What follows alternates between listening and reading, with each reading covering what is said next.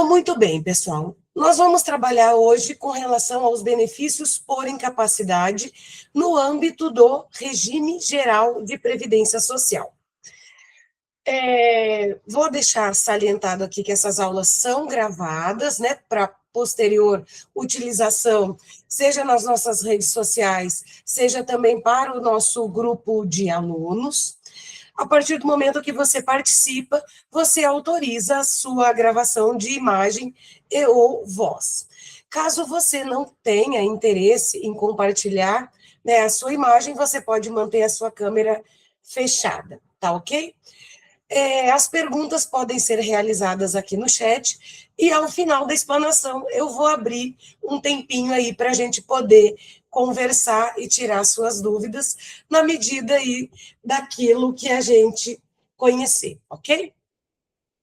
Nosso conteúdo, então, como eu falei, são os benefícios por incapacidade. O que a gente vai ver hoje? Nós vamos analisar e verificar, né, estudar o tripé de elegibilidade. O que vem a ser isso, Andréia? Ou seja, são os requisitos necessários para uma pessoa ter direito a um benefício por incapacidade. Então, o que o segurado precisa implementar de regras ou de requisitos para que ele tenha esse benefício concedido pelo INSS? O que ele precisa ter ticando ali de requisitos para ter direito, de acordo com a legislação atual, a um benefício por incapacidade. Nós vamos analisar os conceitos fundamentais dos benefícios por incapacidade, a origem do afastamento e vamos chegar ao cardápio de benefícios. O que significa isso? De acordo com o tipo de incapacidade que esse segurado tem, nós vamos verificar que tipo de benefício a Previdência Social vai conceder a este segurado, ok?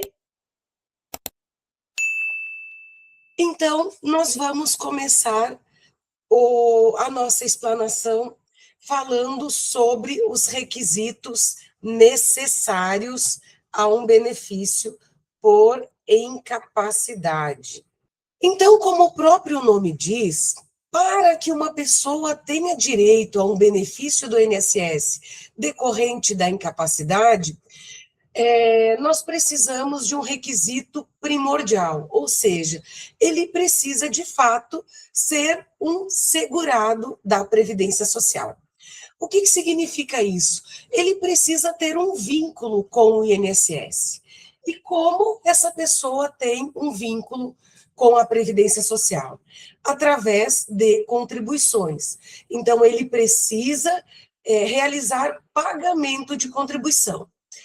Dentre o rol de segurados, nós temos ali o mais comum, é aquela pessoa que trabalha com a carteira assinada, ou seja, ele é um segurado empregado.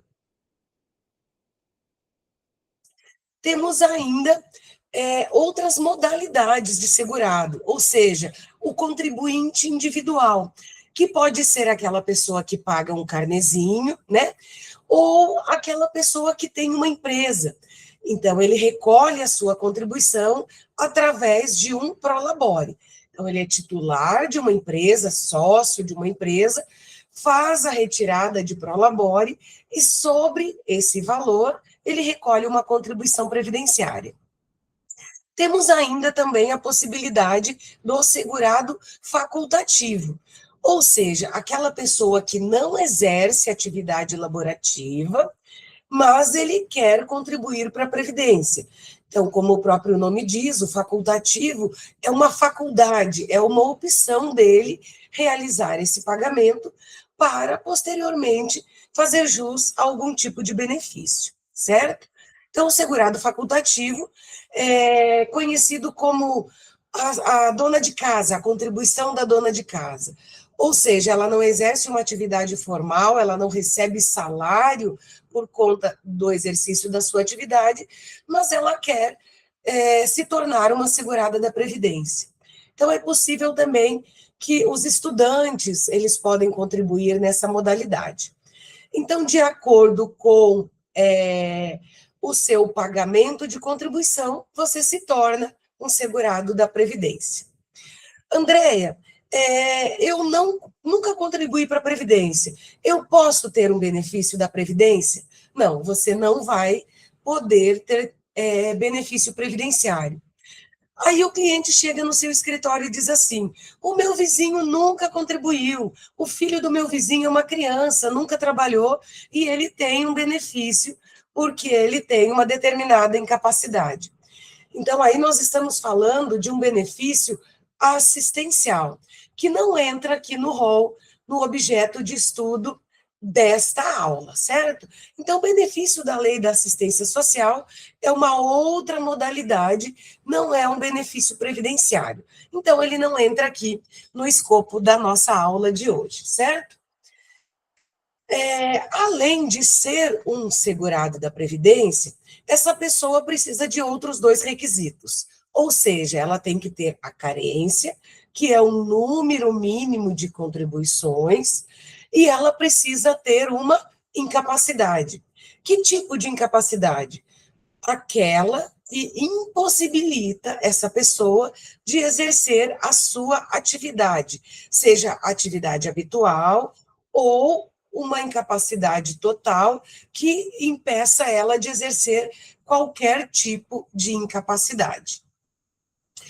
Então, conforme o material que vocês vão receber depois, nós precisamos deixar muito claro que a doença pré-existente, ela pode não ensejar o benefício previdenciário. O que significa isso?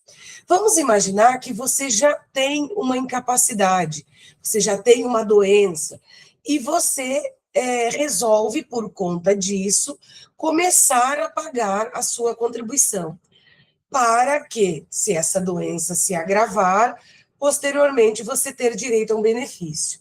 Então, dependendo do nível da sua incapacidade no momento da sua inscrição, da sua filiação à Previdência Social, o fato dessa doença ser anterior, ela pode ser um empecilho.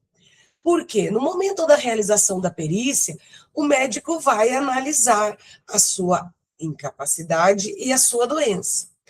A incapacidade é o que gera benefício. Então, se você já tinha um diagnóstico de doença, mas essa doença não te incapacitava para o trabalho, tanto é que você assinou a sua carteira ou você começou a pagar o carnê. Depois de algum tempo, essa doença ela agravou, e aí ela trouxe uma incapacidade para o trabalho. Aí sim, você poderá ter direito à aposentadoria.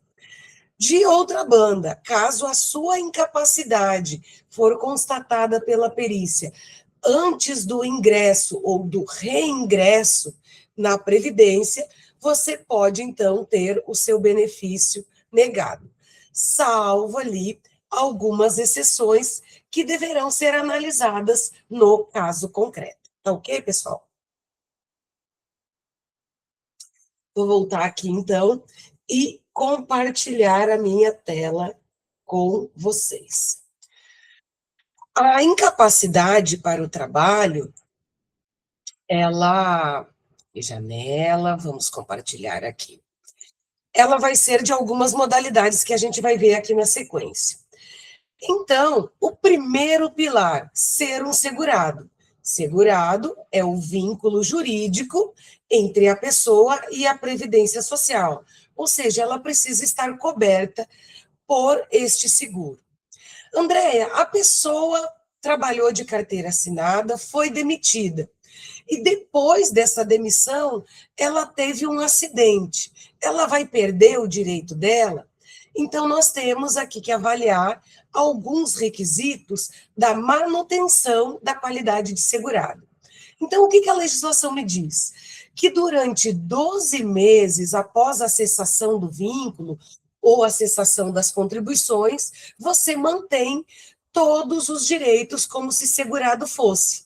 Então, você foi demitido e 6 meses após a demissão, você sofreu um acidente ou teve uma doença incapacitante. Então, você está dentro do período de graça, ou seja, no período de manutenção da sua qualidade de segurado. Então, tendo a doença nesse período, a incapacidade nesse período, você terá direito a esse benefício, certo? Desculpa, pessoal. Precisamos ter em mente, então, que existem alguns casos de prorrogação desse período de graça, certo? Vamos, então, aqui, continuando no primeiro pilar, ok, trocou aqui o slide.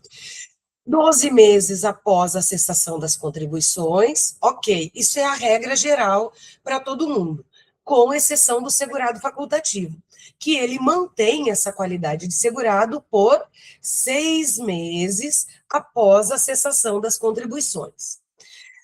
Caso este segurado tenha mais de 120 contribuições, ou seja, ele tem 10 anos de contribuição para a Previdência, sem ter perdido a qualidade de segurado nesse período, então o período de graça dele pode chegar a 24 meses, ok?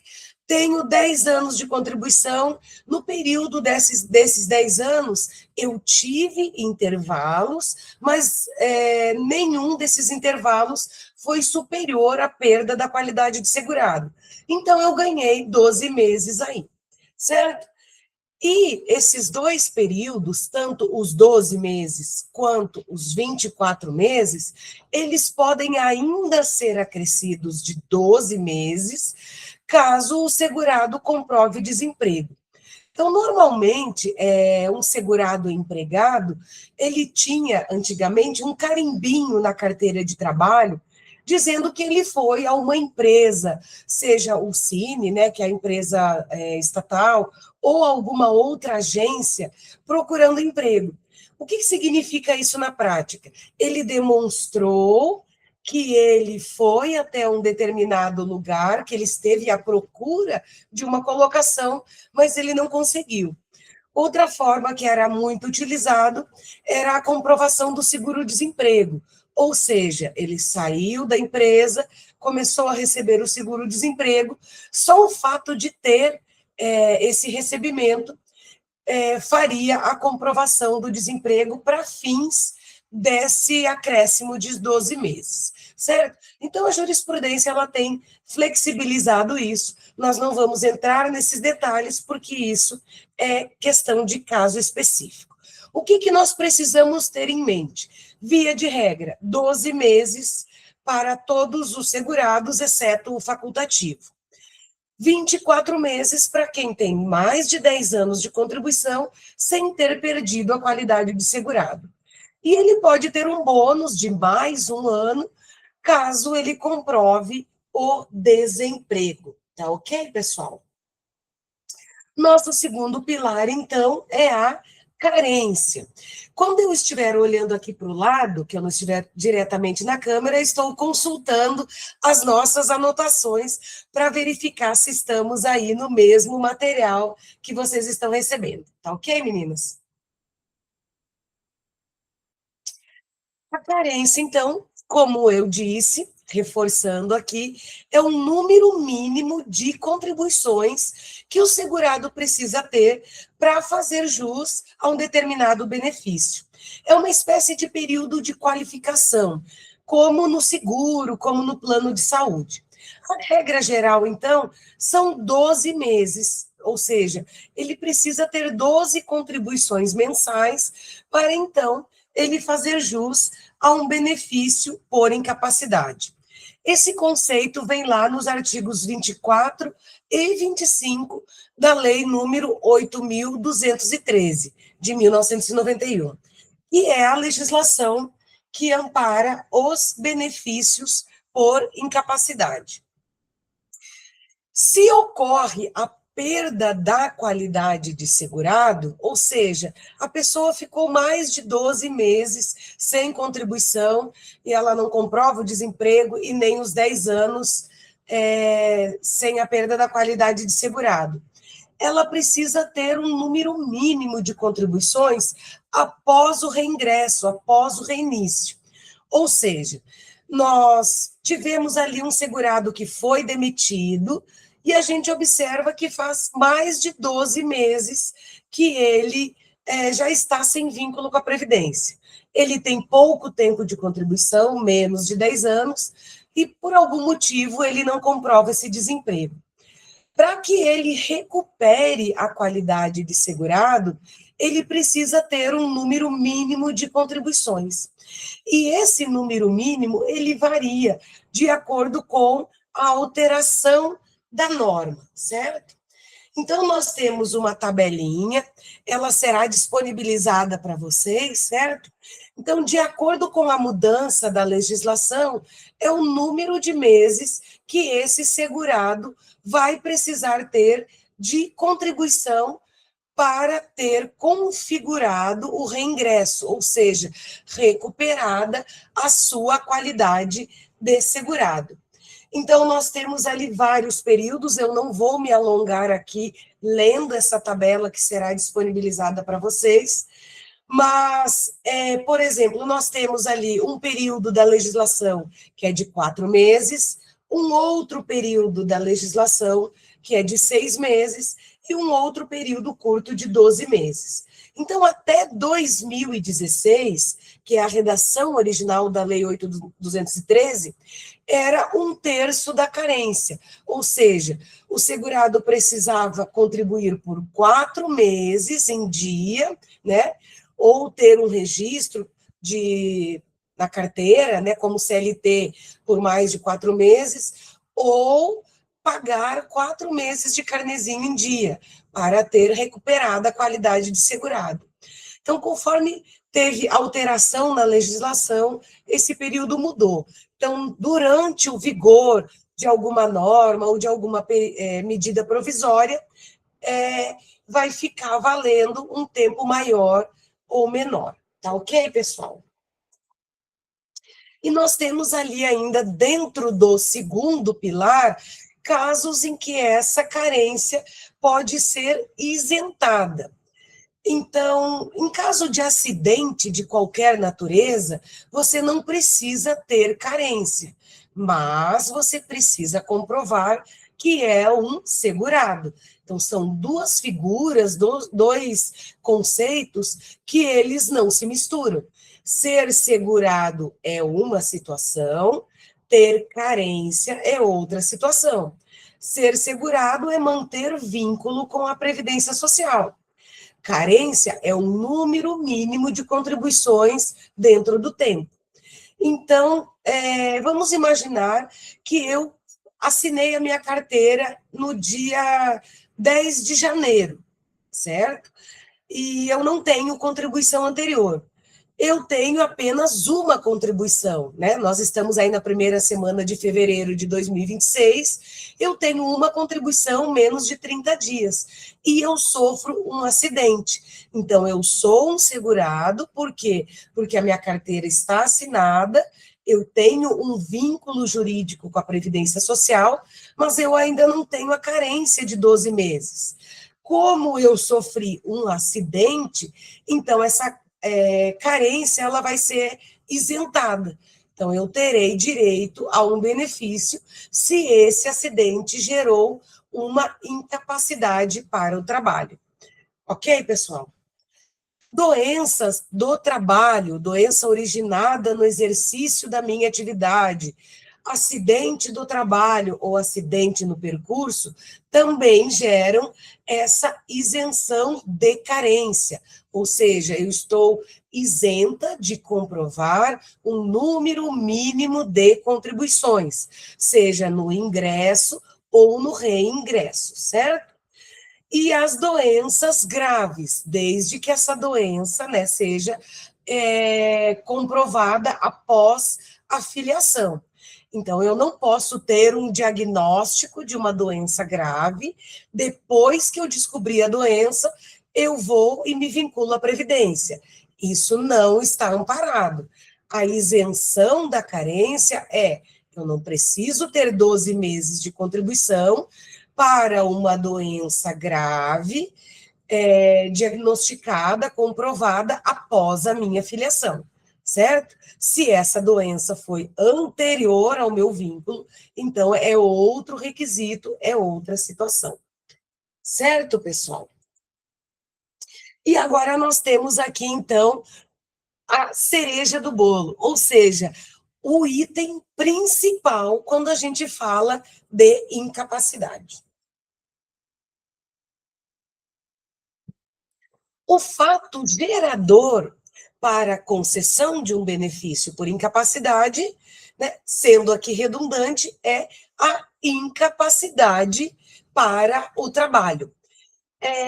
Nós temos aqui, então, duas perguntas.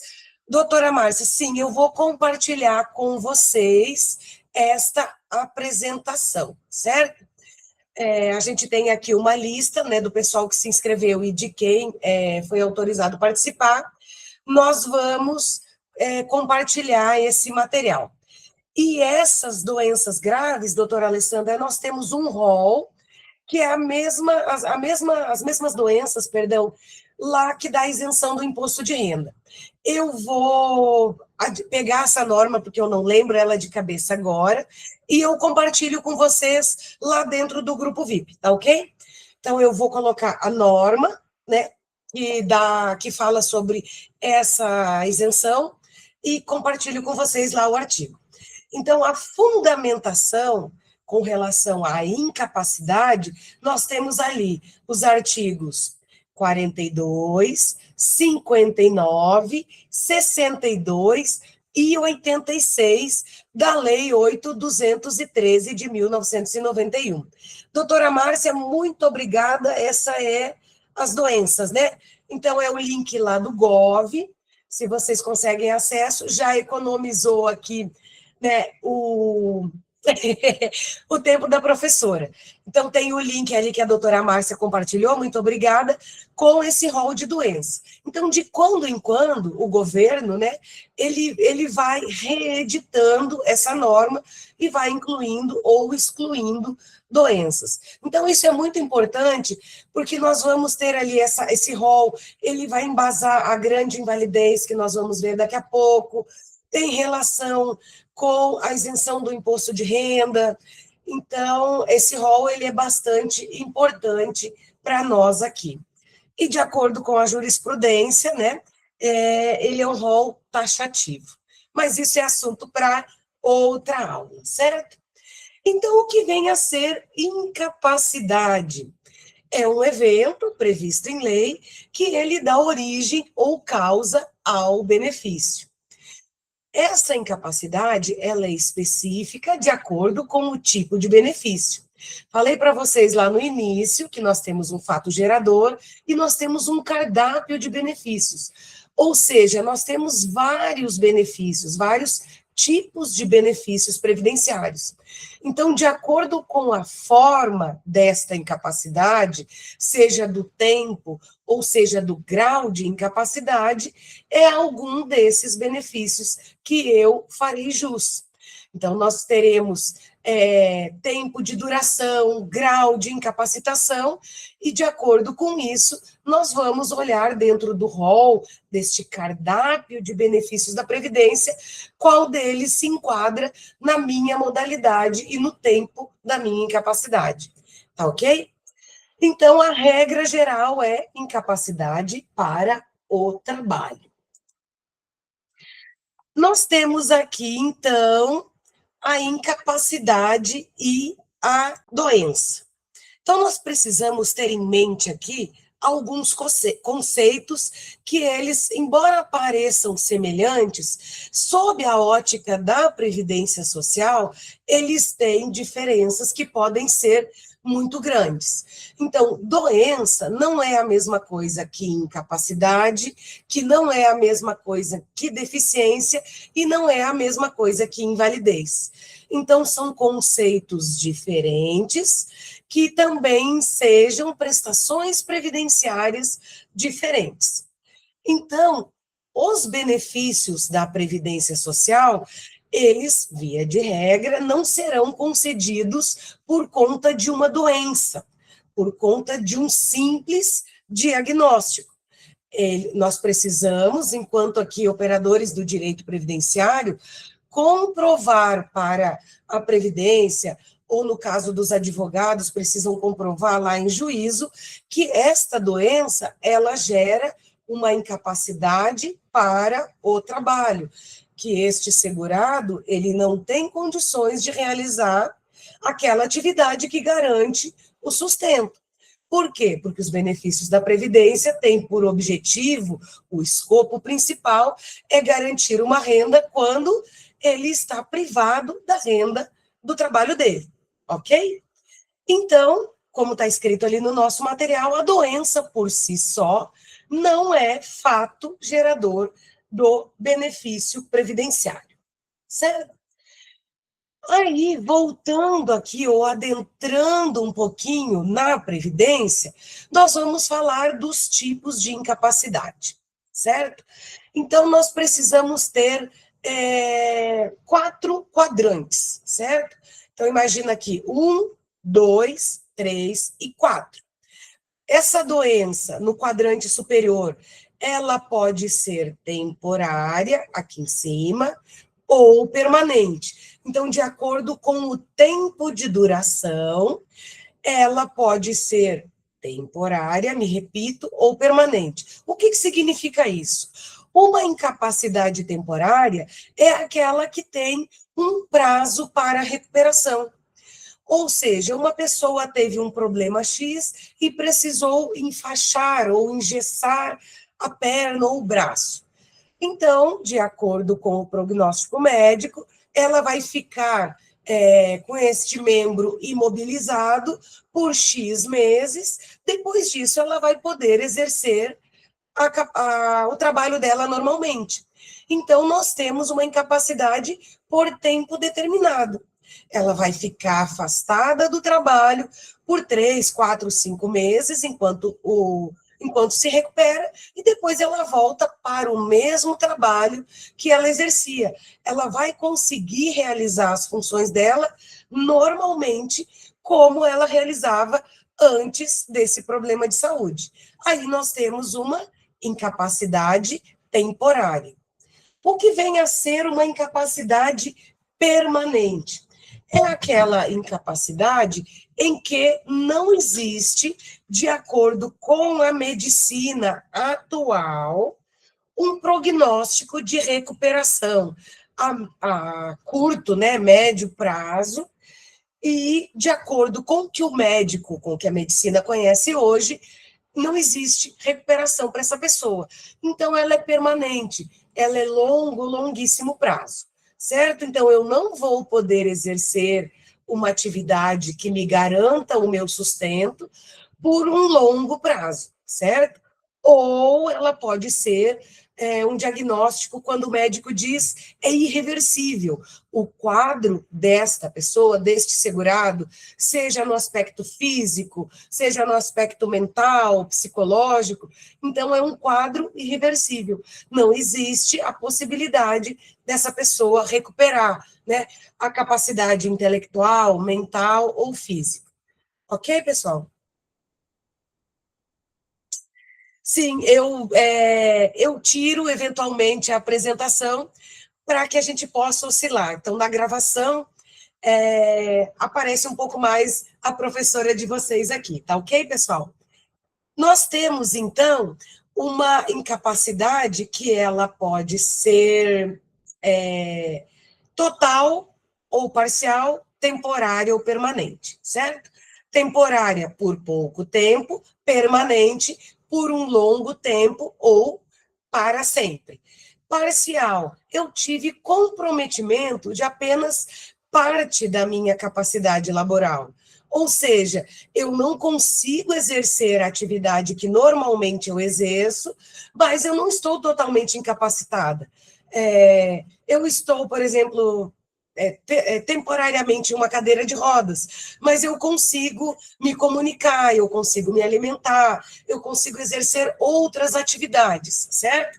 E a incapacidade total é aquela que compromete totalmente o meu corpo, né, os meus sentidos. Então, eu não consigo realizar nenhum tipo de atividade.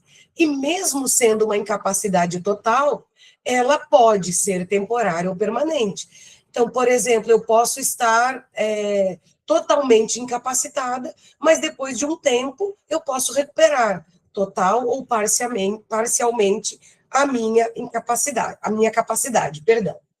Ok, meninas? Então, nós temos, de acordo com o tipo de incapacidade, que ela pode ser, só compartilhando aqui no material, temporária, permanente, com relação a tempo, parcial ou total, com relação a grau de comprometimento. E agora nós temos um conceito aqui que ele é muito importante, especialmente depois da popularização no aspecto previdenciário dos benefícios por ou para a pessoa com deficiência. Então, invalidez não é a mesma coisa do que deficiência, certo? Então, a invalidez, ela é o grau máximo de uma doença, de uma incapacidade. Ela é total e permanente e ela pressupõe a impossibilidade de recuperação da capacidade laboral desta pessoa, deste indivíduo. Por outro lado, a deficiência, de acordo, né, com os conceitos vigentes atualmente, ela é um impedimento a longo prazo, que pode ser físico, mental ou intelectual, né, ou ainda sensorial, ela não necessariamente incapacita esta pessoa, este indivíduo, para um trabalho, mas ela traz algumas limitações. Ou seja, quando você tem um diagnóstico de uma deficiência, significa que você não concorre em igualdade de condições com outras pessoas a uma vaga para uma atividade X ou Y. Ou você executa as atividades com um pouco mais de demora ou com um pouco mais de dificuldade. Então, existem, né, formas atualmente amparadas pela legislação de você medir o grau dessa incapacidade. Para efeito de legislação, né, Lei 142 de 2003, né, ela vai trazer 3 graus, né, seja leve, moderada ou grave. Então, os benefícios previdenciários, eles serão concedidos à pessoa que comprove, né, deficiência, de acordo com esses graus. Não vamos nos alongar aqui em deficiência, porque ainda esse mês teremos uma aula voltada para esses benefícios e para a sistemática de cálculo das aposentadorias para a pessoa com deficiência. Tá ok? Então, nós precisamos, nesse momento, saber que existem diferenças, tanto de conceitos, quanto de benefícios destinados às pessoas, seja com invalidez, seja com deficiência. Ok? Nós precisamos ainda ter em mente, antes de adentrarmos aos benefícios da Previdência, a origem do afastamento. Então, o afastamento do trabalho, ele pode ser, né, mediante uma situação comum, uma doença comum, um acidente comum, certo? Então, normalmente é conhecido como benefício previdenciário, comum ou simples. Ela não tem uma relação com a atividade laboral deste indivíduo, deste segurado, e também não foi originada no trabalho dele. Nós temos ali as moléstias acidentárias, como o próprio nome diz. Ela pode ser uma doença que eu adquiri exercendo a minha atividade, né? Então, a mais conhecida é a LER, né? Porque por esforços repetitivos, mas temos aí ainda muitas outras doenças que podem ser adquiridas no exercício do trabalho, né? Como problemas auditivos, para quem trabalha sujeito a ruídos muito altos, e assim sucessivamente. Existem também acidentes ocasionados no exercício do trabalho. Então, vamos imaginar o eletricista que caiu do poste. Então, é um acidente originado no exercício do trabalho dele. Ele estava realizando a atividade e sofreu um acidente. Uma enfermeira que foi correndo atender um paciente, escorregou e caiu dentro do hospital, dentro da clínica. Então, é um acidente ocorrido no exercício do trabalho.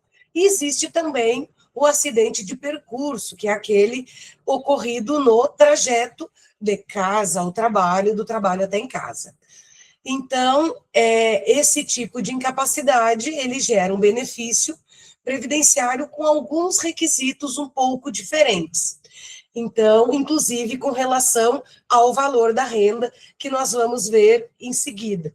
Este é o motivo pelo qual nós precisamos conhecer essas normas. Andréia, eu sou contador, eu preciso disso tudo para fazer cálculos? Eu vou explicar para você que, sim, você precisa conhecer, a norma para que o seu cálculo seja assertivo e o laudo que você vai entregar, ele tenha qualidade na entrega, tá ok? E temos ainda as doenças graves, que são patologias elencadas, listadas em ato normativo, que também podem ter características diferentes de acordo com o benefício que a gente vai tratar, mas não necessariamente com relação ao cálculo da renda, de acordo com a emenda 103, que veremos aqui logo adiante. Ok, pessoal? Chegamos, então, ao nosso cardápio de benefícios. Dentro da legislação previdenciária, nós temos ali, né, na Lei 8.213, uma lista de benefícios que podem ser concedidas para quem é segurado, para quem tem a carência ou comprova os requisitos de isenção dessa carência e tem uma determinada incapacidade. Então, a pessoa pode ter um benefício por incapacidade temporária, que antes era conhecido como auxílio-doença. Existe a aposentadoria por incapacidade permanente, que antes era conhecido por aposentadoria por invalidez. Nós temos ali um benefício conhecido por grande invalidez, ou adicional de acompanhante, adicional de 25%. Temos ali o auxílio acidente, que é um benefício de caráter indenizatório, que não se confunde, não é o mesmo auxílio doença por acidente. Então, são requisitos diferentes, hipótese de incidência diferente, cálculo diferente.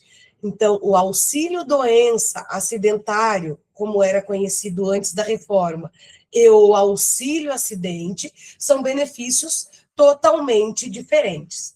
E ainda existe a readaptação profissional, nós não vamos adentrar aqui, porque ele não exige um conhecimento de cálculo. Enfim, a gente precisa saber que existe, mas não é escopo da nossa área de atuação, que é o cálculo previdenciário, certo? Auxílio por incapacidade temporária. Então, aqui é um benefício, como o próprio nome diz, ele é temporário, é concedido para o segurado que não pode exercer a sua atividade habitual e que tem um prazo de recuperação. Ou seja, o médico disse que depois de X tempo ele vai poder voltar ao trabalho. Ele dá um atestado por prazo certo aqui na prática, certo? Então, segurado que ficar incapacitado por mais de 15 dias. Se você tem uma incapacidade por 10 dias, por 12 dias, 5 dias, então você vai levar esse atestado lá na sua empresa, certo? E você não terá desconto do seu salário se você é um segurado empregado.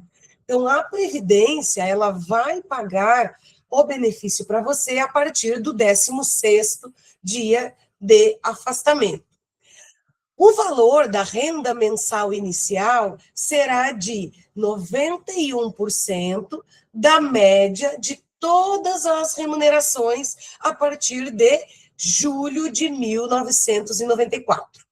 E tem um detalhe muito interessante aqui. O benefício de auxílio por incapacidade temporária, ele não pode ser concedido em um valor superior à média dos últimos 12 meses. O que significa isso?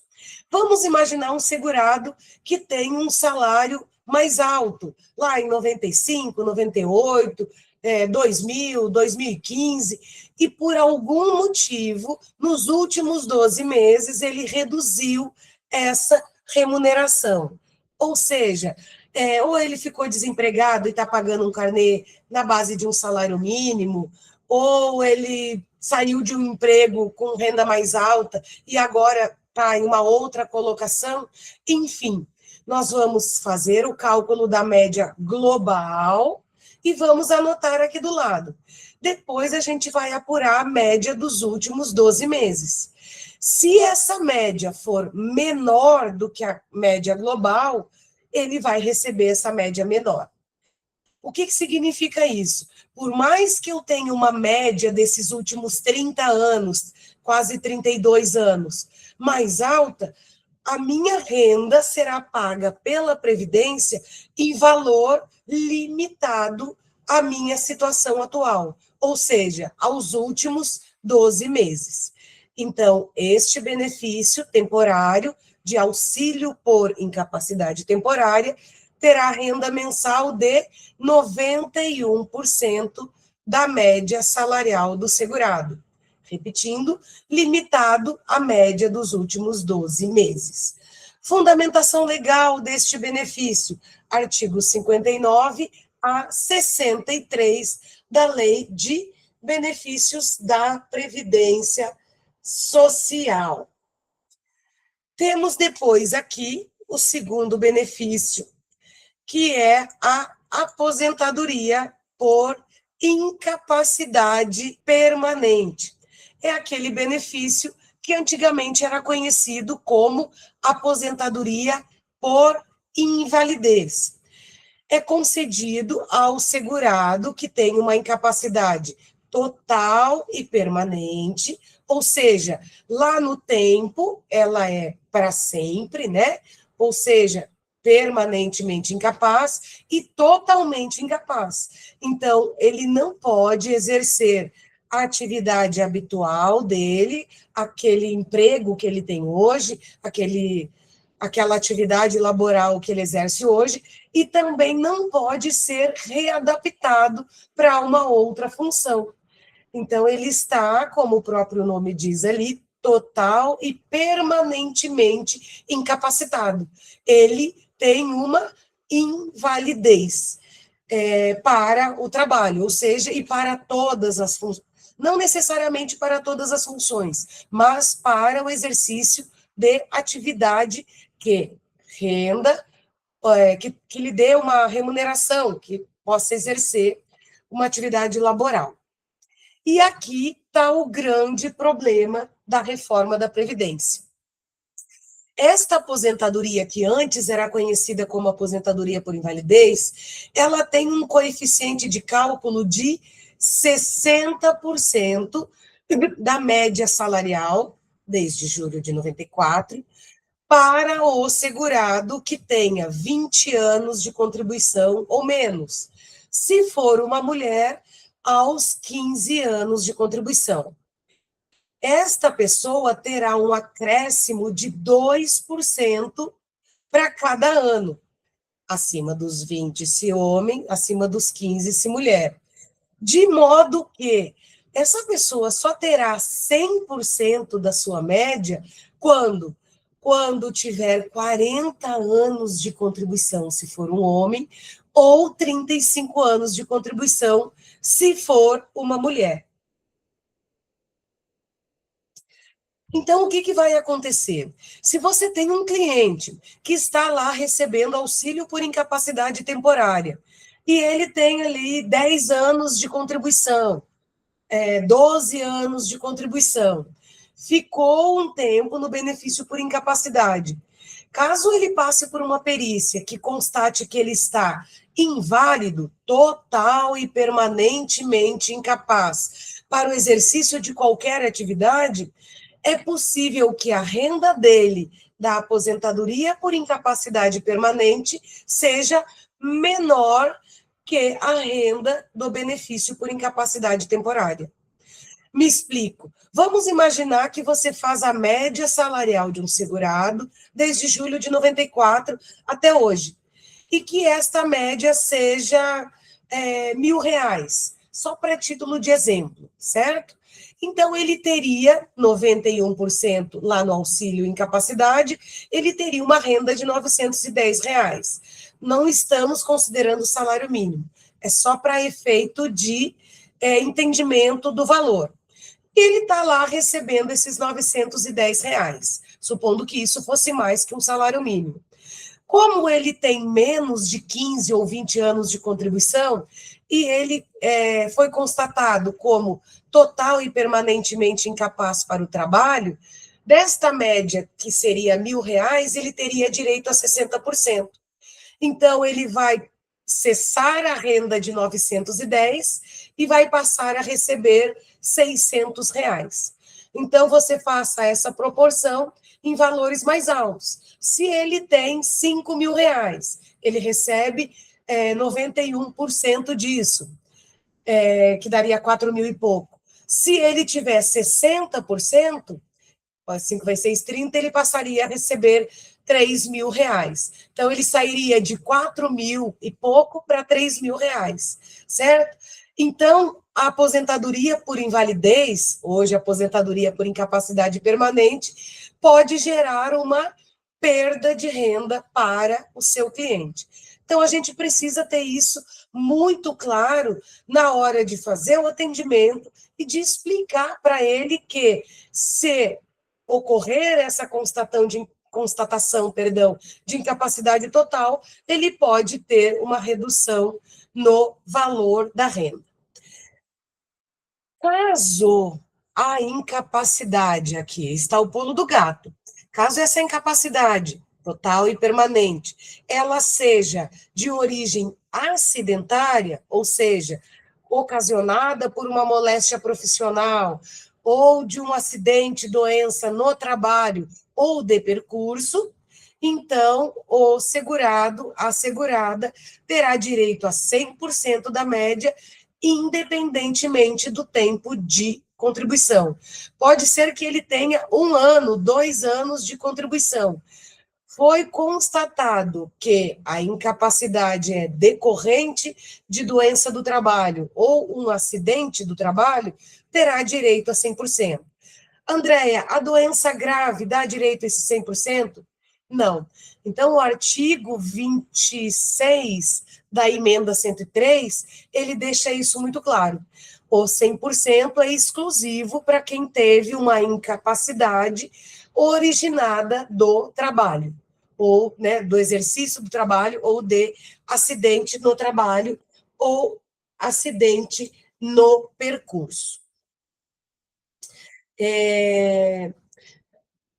Esqueci de comentar aqui. Para quem é ou foi aposentado por incapacidade permanente, se comprovar que necessita de auxílio de outra pessoa para suas necessidades básicas, ou seja, ele vai ser submetido a uma perícia e ele comprovar que ele precisa de apoio, de ajuda para se alimentar, para fazer a sua higiene, enfim, ele não consegue fazer os atos cotidianos da vida sem o apoio de uma outra pessoa, ele terá direito a um adicional de 25% do valor da renda.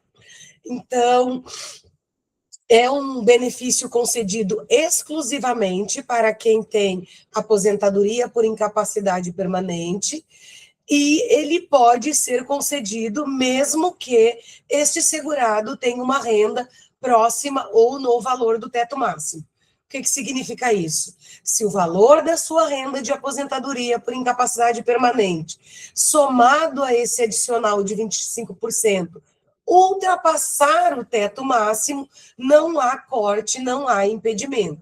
Você pode receber. Então, é o único caso em que a Previdência Social vai pagar para você uma renda superior ao teto máximo estabelecido por lei, ok?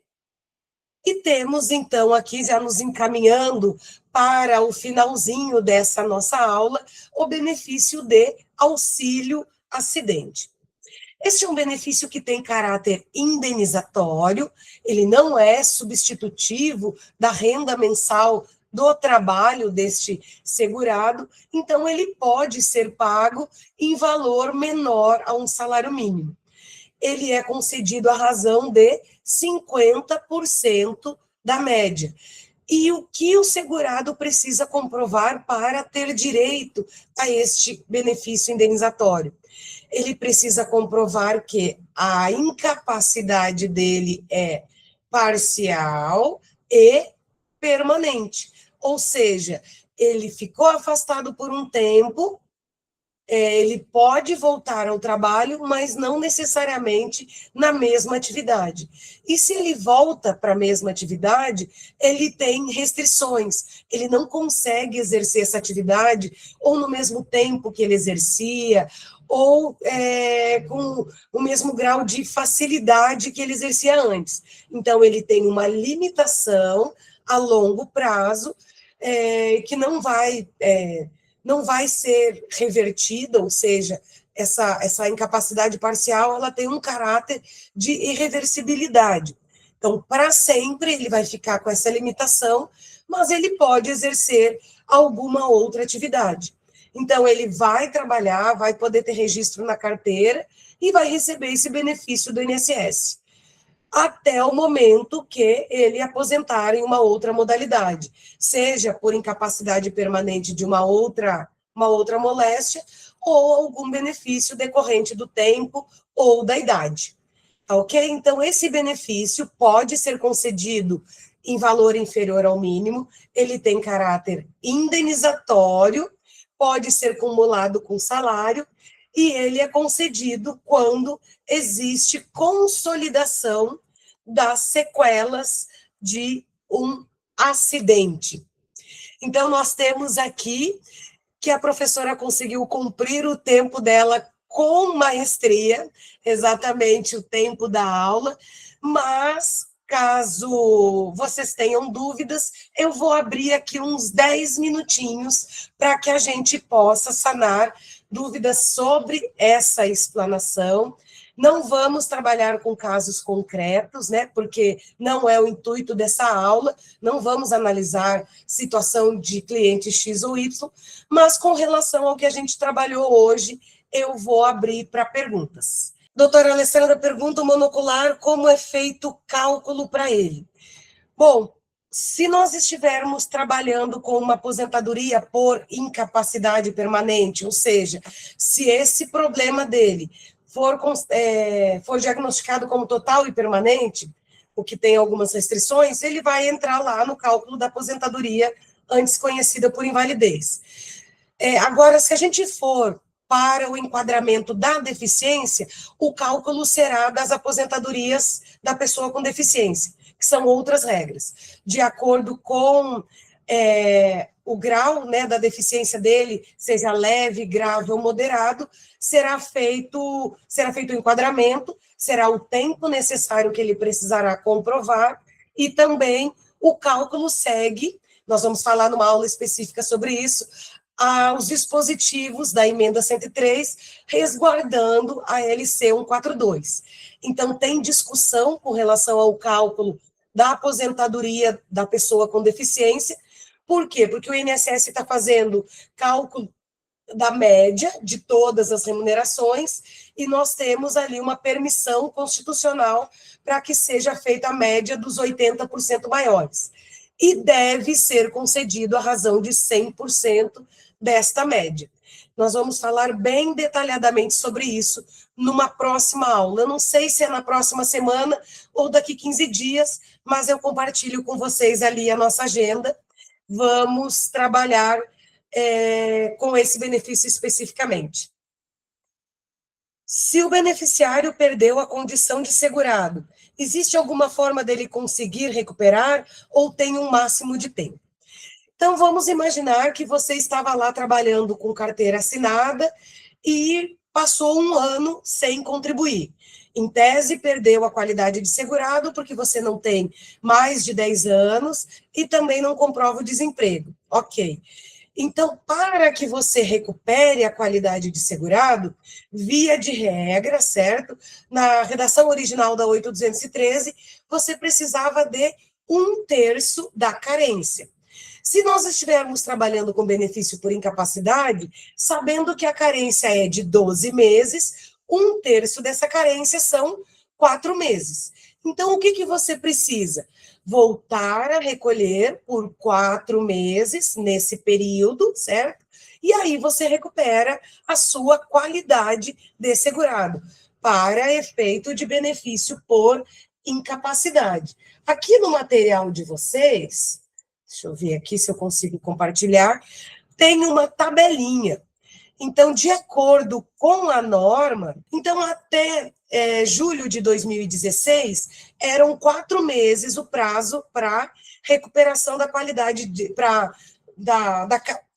número de meses em relação à carência para recuperação da qualidade de segurado, certo? Depois, de 7 de julho de 2016 até novembro de 2016, prazo de vigor ali da MP 739, você tem um período maior, 12 meses. A partir de 5 de novembro de 2016, com a revogação da medida provisória, você volta para 4 meses. Então, de acordo com o tempo, o período da carência. Por que isso me interessa? Se eu estiver trabalhando com uma pessoa que chegou aqui no meu escritório e ela teve um benefício pedido lá atrás, né, protocolado lá atrás, e ela comprova a incapacidade, mas porventura o INSS negou e nós vamos judicializar. Então, nós vamos analisar a recuperação da qualidade de segurado de acordo com esse período. Onde está a incapacidade dele? Foi constatada a partir de 2019. Aí ele precisa de 6 meses, né? Porque é a partir do vigor da Lei 13.846 de 2019. Ele comprovou a incapacidade antes disso, lá entre junho de 2017 e janeiro de 2019. Então, ele precisa de 6 meses. Se foi lá até 2017, 4 meses. Então, essa tabelinha, ela vai ser um apoio no dia a dia de vocês ali, na hora que estiver analisando um caso ou atendendo um cliente, vai entender qual o período necessário de contribuições realizadas em dia, se ele é um contribuinte individual, né, se ele paga carnezinho, de acordo com a legislação de regência, certo? Muito obrigada a todas que participaram e nos vemos na próxima semana, tá bom? Até mais!